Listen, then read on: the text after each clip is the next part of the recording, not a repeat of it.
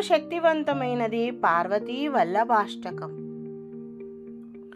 నమో భూతనాదం నమో దేవదేవ నమః కాలకాలం నమో దివ్యతేజం నమః కామభస్మం నమః శాంతశీలం భజే పార్వతీ వల్లభం నీలకంఠం.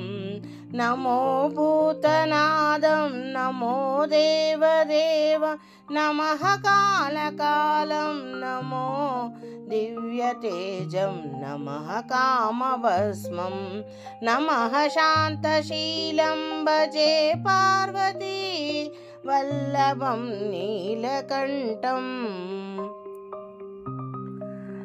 సదా తీర్చసిద్ధం సదా భక్తరక్షకం సదా శైవ పూజ్యం సదా శుద్ధభస్మం సదా ధ్యానయుక్తం సదా జ్ఞానతల్పం భజే పార్వతీ వల్లభం నీలకంఠం. భజే పార్వతీ వల్లభం నీలకంఠం. శ్మశానం భయానం మహాస్థానవాసం శరీరం గజానం సదా చర్మవేష్టం పిచాచం నిశోచం పశూనాం ప్రతిష్టం భజే పార్వతీ వల్లభం నీలకంఠం. భజే పార్వతీ వల్లభం నీలకంఠం. ఫణీనాగకంఠే భుజగద్యనేకం గలే రుండమాలం మహావీరశూరం కటివ్యాఘ్రచర్మం చితాభస్మలేపం భజే పార్వతీ వల్లభం నీలకంఠం. భజే పార్వతీ వల్లభం నీలకంఠం. శిరశుద్ధ గంగా శివా వామభాగం బ్రూహి దీర్ఘకేశం సదా మమ త్రినేత్రం ఫణీనాగకర్ణం సదా పాలచంద్రం భజే పార్వతీ వల్లభం నీలకంఠం. భజే పార్వతీ వల్లభం నీలకంఠం. करे शूलधारं महाकष्टनाशं सुरेशं परेशं महेशं जनेशं दने चारुईशं ध्वजेशं गिरीशं भजे पार्वती वल्लभं श्रीनीलकण्ठं. भजे पार्वती वल्लभं नीलकण्ठं.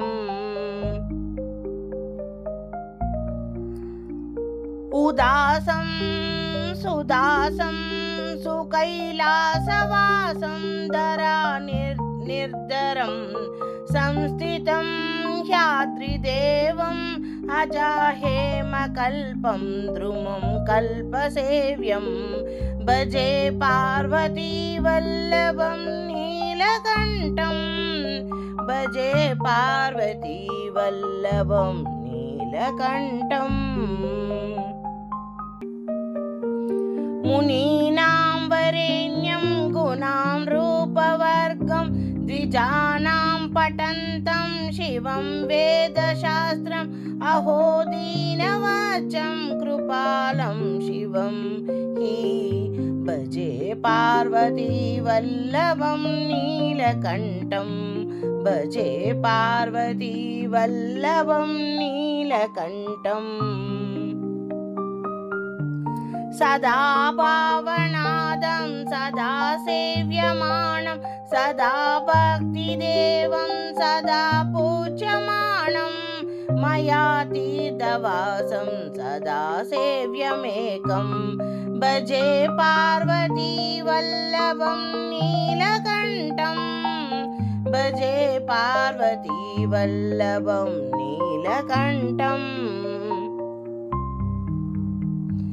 नमो भूतनादं नमो देवदेव नमः कालकालं नमो दिव्यतेजं नमः कामभस्मं नमः शान्तशीलं भजे पार्वतीवल्लभं नीलकण्ठं भजे पार्वतीवल्लभं नीलकण्ठं भजे पार्वतीवल्लभं नीलकण्ठं। ఎంతో శక్తివంతమైన దారిద్ర దహన శివస్తోత్రం పఠించడం వలన దారిద్ర్యం తొలగి అపారమైన సంపద కలుగును.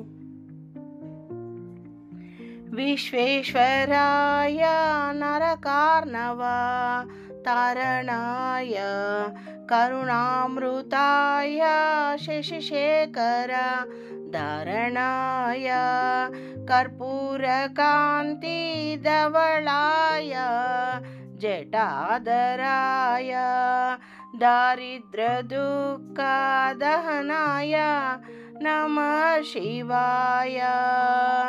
విశ్వేశ్వరాయ నరకార్ణవ తారణాయ కరుణామృతాయ శశిశేఖర ధారణాయ కర్పూరకాంతి ధవళాయ జటాధరాయ దారిద్ర దుఃఖ దహనాయ నమః శివాయ. గౌరీ ప్రియాయ రజనీశ కళాధరాయ కాలాంతకాయ భుజగాదిదీప కంకణాయ గంగాధరాయ గజరాజ విమర్దనాయ దారిద్ర దుఃఖ దహనాయ నమః శివాయ. దారిద్ర దుఃఖ దహనాయ నమః శివాయ. భక్త ప్రియాయ భవరోగ భయాపహాయ ఉగ్రాయ దుఃఖ భవసాగర తారణాయ జ్యోతిర్మయాయ గుణనామ శృణుత్యకాయ దారిద్ర దుఃఖ దహనాయ నమః శివాయ. దారిద్ర దుఃఖ దహనాయ నమః శివాయ.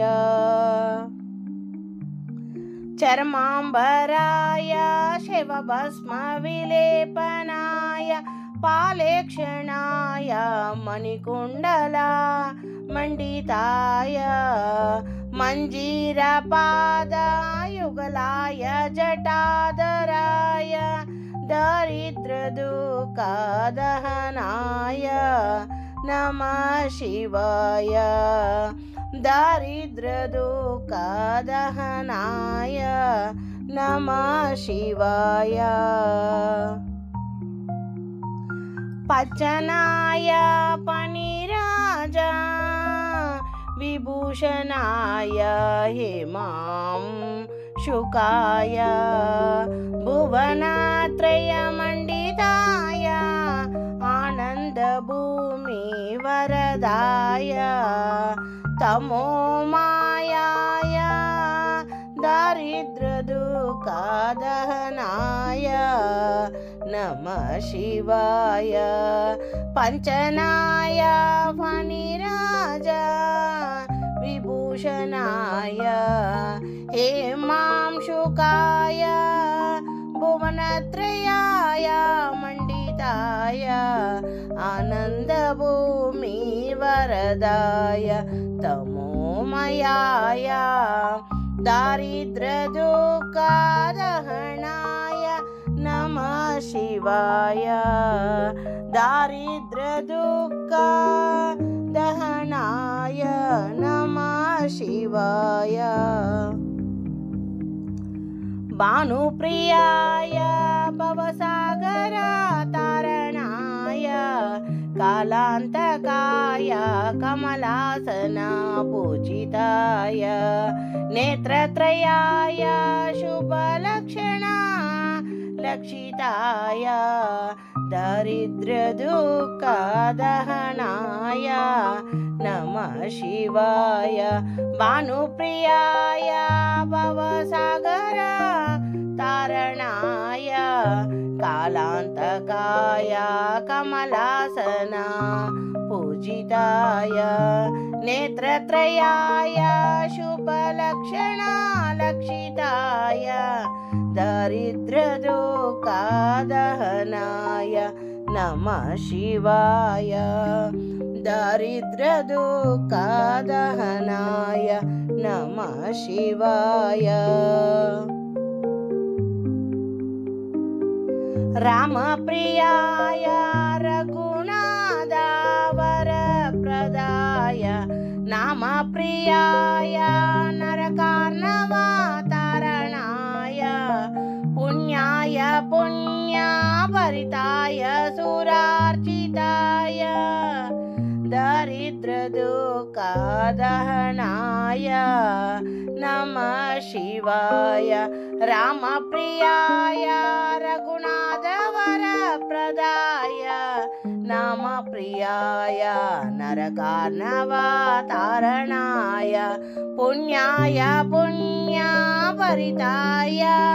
सुरार्चिताय दरिद्रदुःखदहनाय नमः शिवाय दारिद्र्यदुःखदहनाय नमः शिवाय मुक्तेश्वराय फलदाय गणेश्वराय गीतप्रियाय ऋषभेश्वर वाहनाय माताङ्गचर्मावसनाय महेश्वराय दारिद्र्यदुःखदहनाय नमः शिवाय मुक्तेश्वराय फलदाय गणेश्वराय गीतप्रियाय ऋषभेश्वर वाहनाय माताङ्गचर्मावसनाय महेश्वराय दारिद्र्यदुःखदहनाय नमः शिवाय दारिद्र्यदुःखदहनाय नमः शिवाय दारिद्र्यदुःखदहनाय नमः शिवाय ఓం నమః శివాయ నమః. ఎంతో శక్తివంతమైన సువర్ణమాలా స్తోత్రం. ఈశా గిరీశ నరేశ పరేశ మహేశ పిలేశాయ భూషణంబో సాంబ సదా శివ శంభో శంకర శరణము మే తవ చరణయుగమం. ఉమాయా దివ్య సుమంగళ విగ్రహ యాలింగిత వామాంగ విభో సాంబ సదా శివ శంభో శంకర చరణం మే తవ శరణం యుగమం. ఊరీకురు మామజ్జమనాదం దూరీకురు మే దురితంబో సాంబ సదా శివ శంభో శంకర శరణం మే తవ చరణయుగమం. శివాయ నమః ఓం శివాయ నమః శివాయ నమః ఓం నమః శివాయ శివాయ నమః ఓం శివాయ నమః శివాయ నమః ఓం నమః శివాయ. ఋషివర మానస హంస చరాచర జనన స్థితి లయ కారణభో సాంబ సదా శివ శంభో శంకర శరణం మే తవ చరణం యుగమం. अन्तःकरणविशुद्धि भक्तिं च त्वयस्ततिं प्रदेहि विभो साम्ब सदाशिव शम्भो शङ्कर शरणं मे तव चरणयुगम् करुणावरणालयमय दास उदास्तस्तवोचितनो हि वो साम्ब सदाशिव शम्भो शङ्कर शरणं मे तव चरणयुगम् शिवाय नमः ॐ शिवाय नमः शिवाय नमः ॐ नमः शिवाय शिवाय नमः ॐ शिवाय नमः शिवाय नमः ॐ नमः शिवाय जय कैलासनिवास प्रमदगणाधीश भूसरार्चित भो साम्ब सदाशिव शम्भो शङ्कर शरणं मे तव चरणयुगम् जनतक जनमी तनुजनु तट्कटि तटका शबरैट श्रीमहानटभो साम्ब सदाशिव शम्भो शङ्कर शरणं मे तव चरणयुगम् जनतक जनमी कणुजनु तटकी तटका शबरैटसि महानटभो साम्ब सदाशिव शम्भो शङ्कर शरणं मे तव चरणयुगम्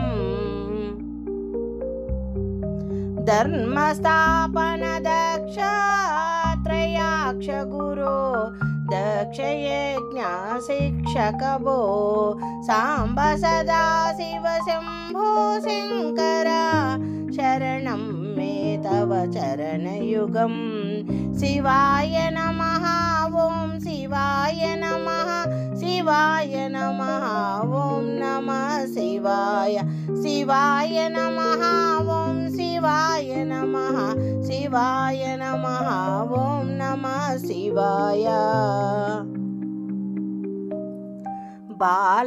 बालामारोग्यं चायुस्ता सद्गुण रुचितां चिरं प्रदेहि विभो साम्ब सदाशिव शम्भो शङ्कर शरणं मे तव चरणयुगम् भगवान् भर्गभयापः भूतपते भूतिभूषिताङ्ग विभो साम्ब सदाशिव शम्भो शङ्कर शरणं मे तव चरणयुगम् सर्वदेव सर्वोत्तम सर्वदा दूर्वाकृतगर्वहरण विभो साम्ब सदाशिव शम्भो शङ्कर शरणु मे तव चरणयुगम् शिवाय नमः ॐ शिवाय नमः शिवाय नमः ॐ नमः शिवाय शिवाय नमः ॐ शिवाय नमः शिवाय नमः ॐ नमः शिवाय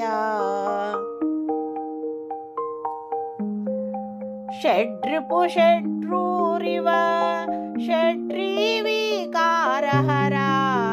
षण्मुख सन्मुख जनक विभो साम्ब सदाशिव शम्भो शङ्कर शरणु मे तव चरणयुगम् षड्रिपुषड्रूरिव षड्रिवाकारहरा षण्मुख षण्मुख जनक विभो साम्ब सदाशिव शम्भो शङ्कर शरणं मे तव चरणयुगम् सत्यं ज्ञानम् अनन्तं ब्रह्मेत्या तलक्षणलक्षितभो साम्ब सदाशिव शम्भो शङ्कर शरणं मे तव चरणयुगम् सत्यं ज्ञानमनन्तं ब्रह्मेत्या तलक्षणलक्षितभो साम्ब सदा शिव शम्भो शङ्कर शरणु मे तव चरणयुगम् आहा आहा हू मुखसुरगायक गीतापदन पद्य विभो साम्ब सदा शिव शम्भो शङ्कर शरणु मे तव चरणयुगम् शिवाय नमः ॐ शिवाय नमः शिवाय नमः ॐ नमः शिवाय शिवाय नमः ॐ शिवाय नमः शिवाय नमः ॐ नमः शिवाय आहा हू मुखसुरगायक गीतापदान पद्य विभो साम्ब सदा शिव शम्भो शङ्कर शरणु मे तव चरणयुगम् शिवाय नमः ॐ शिवाय नमः शिवाय नमः ॐ नमः शिवाय शिवाय नमः ॐ शिवाय नमः शिवाय नमः ॐ नमः शिव ఎంతో శక్తివంతమైన ద్వాదశ జ్యోతిర్లింగాలు అంటే 12 స్వయంభూ జ్యోతిర్లింగాలను ఒక నామాలు ఏమిటో తెలుసుకుందాం. శౌర రాష్ట్ర సోమనాథంచ శ్రీశైల మల్లికార్జునం భుజయానం మహంకాళ ఓంకారమమలేశ్వరం కేదారాం హిమోత్పుష్టం డాకినీనాం భీమశంకరం నాగేశం ద్వారకావనే సేతుబందేతు రామేశం వారణాసంతు విశ్వేశం త్రయంబకం గౌతమీతటే వైద్యనాథే చిత్రభౌమం నాగేశం ద్వారకావనే సేతుబందేతు రామేశం వృష్ణేషు విశాలయం ఏతత్యాని జ్యోతిర్లింగ సాయంకాల పఠేన్నర సప్తజన్మం కృతపాప సంస్మరణం వినిశ్యతే. ఓం నమః శివాయ నమః. లింగాష్టకం. బ్రహ్మమురారిసురార్చితలింగం నిర్మలభాసితక్షోభితలింగం జన్మజదుఃఖవినాశకలింగం తత్ప్రణమామి సదా శివలింగం దేవమునిప్రవలార్చితలింగం కామదహనకరుణాకరలింగం రావణదర్పవినాశనలింగం తత్ప్రణమామి సదా శివలింగం సర్వసుగంధసులేపితలింగం బుద్ధివివర్ధనకారణలింగం సిద్ధసురాసురవందితలింగం తత్ప్రణమామి సదా శివలింగం కనకమహామణిభూషితలింగం పణిపతవేష్టితక్షోభితలింగం దక్షసుయజ్ఞవినాశనలింగం తత్ప్రణమామి సదా శివలింగం కుంకుమచందనలేపితలింగం పంకజహార సుశోభితలింగం సంచిత పాప వినాశనలింగం తత్ప్రణమామి సదా శివలింగం దేవగణార్చిత సేవితలింగం భావైర్భక్తభిరేవచలింగం దినకరకోటి ప్రభాకరలింగం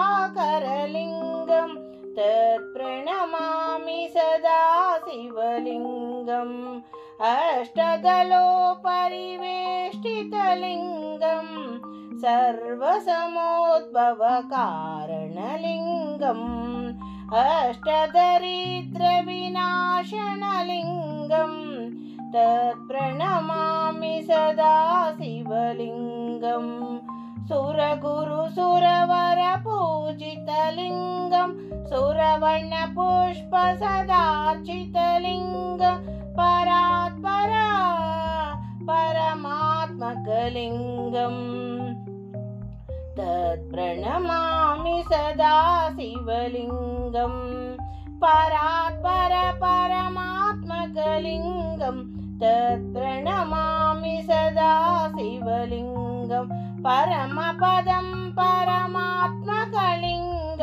तत्प्रणमामि सदा शिवलिङ्गं तत्प्रणमामि सदा शिवलिङ्गं तत्प्रणमामि सदा शिवलिङ्गम् ॐ लिङ्गाष्टकमिदं पुण्यं या पठेचं शिवं सन्निधौ शिवलोकमवाप्नोति शिवेनं सह मोदते। बिल्वाष्टकं त्रिदुलं त्रिगुणाकारतिनेतं च त्रियायुधं त्रिजन्म पापसंहारम् एकबिल्वं शिवार्पणम् त्रिशाकै बिल्वपत्रैः च अच्छद्रै कोमलै शुभैः तव पूजां करिष्यामि एकबिल्वं शिवार्पणम् कोटिकन्यमहादानं तिलपर्वतकोटयाः काञ्चनं शैलदानेन एकबिल्वं शिवार्पणम् काशीक्षेत्रनिवासं च कालभैरवदर्शनं प्रयागे माधवा दृष्ट्वाम् एकबिल्वं शिवार्पणम् इन्दुवारे व्रतं स्थित्वा निराहारो महेश्वरः नक्तं प्रविशामि देवेश एकबिल्वं शिवार्पणम् रामलिङ्गप्रतिष्ठां च वैवाहिककृतं तदा ताटकानि च सन्दानम् एकबिल्वं शिवार्पणम् अखण्डबिल्वपत्रं च आयुतं शिवपूजनं कृतं नाम सहस्रेण एकबिल्वं शिवार्पणम् उमया सह देवेश नन्दिवाहनमेव च भस्मलेपन सर्वाङ्गम् एकबिल्वं शिवार्पणम् सालग्रामेषु विप्राणं ताटकं दशकूपयोः यज्ञकोटिसहस्रस्य एकबिल्वं शिवार्पणम् दन्तिकोटिसहस्रेषु अश्वमेधशतक्रतौ च कोटिकन्यमहादानम् एकबिल्वं शिवार्पणम् बिल्वानां दर्शनं पुण्यं स्पर्शनं पापनाशनम् अघोरपापसंहारम् एकबिल्वं शिवार्पणम् सहस्रवेदपाठेषु ब्रह्मस्थापनामुच्यते अनेकव्रतकोटीनाम् एकबिल्वं शिवार्पणम् अन्नदानसहस्रेषु सहस्रोपनयनं तदा अनेकजन्मपापानि एकबिल्वं शिवार्पणम् बिल्वाष्टकमिदं पुण्यं या पठे शिवं सन्निधौ शिवलोकमवाप्नोति एकबिल्वं शिवार्पणम् ॐ नमः शिवाय नमः। काशी विश्वनाथाष्टकम् गंगातरंगरमणीयजटाकलापं गौरी निरंतर विभूषितवामभागं नारायणं प्रियमनङ्गमदापहारं वाराणसीपुरपति भज विश्वनाथं वाचमागोचरारमणेकगुणस्वरूपा वागीश विष्णुसुरसेविता पादपद्मं वामेन विग्रहावरेण कलत्रवन्तं वाराणसीपुरपते भज विश्वनाथम्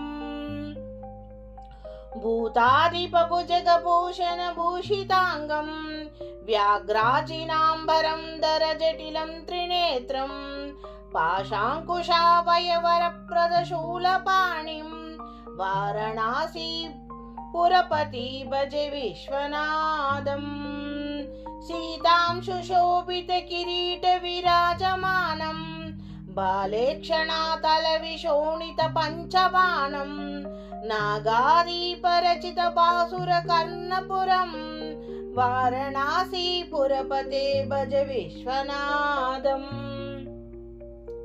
पञ्चानां दुरितमत्तमतङ्गगजानां नागान्तकादनुजपुङ्गवपन्नगानां दवनालमरणशोकजराटवीनां वाराणसी पुरपते भज विश्वनाथम् तेजोमयं सगुणनिर्गुणमद्वितीयम् आनन्दकन्दमपराजितमप्रमेयं नागात्मकं सकलनिष्कलात्मरूपं वाराणसी पुरपते भज विश्वनाथम् आशाविहाय परिहृत्य परिष्यनिन्दां पापेरदिचं सुनिवार्य मनस्य मदो अदयावृतकमलमध्यगतां परेषां वाराणसी पुरपते भज विश्वनाथम् रागादिदोषरहित स्वजनानुरागं वैराग्यशान्तिनिलय गिरिजा सहायं माधुर्यधैर्यसुभ्याङ्गकरलाभिरामं वाराणसी पुरपते भज विश्वनाथम् वाराणसी पुरपते स्तवनं शिवस्य व्याख्यातम् अष्टकमिदं पठेत् मनुष्य विद्यां श्रिय विपुल सौख्यमनन्तकीर्तिम् सम्प्राप्य देवनिलये लभ्यते च मोक्षम् विश्वनाथाष्टकमिदं पुण्यं या पठेह शिवसन्निधौ शिवलोकमवाप्नोति शिवेन सह मोदते। ॐ नमः शिवाय नमः।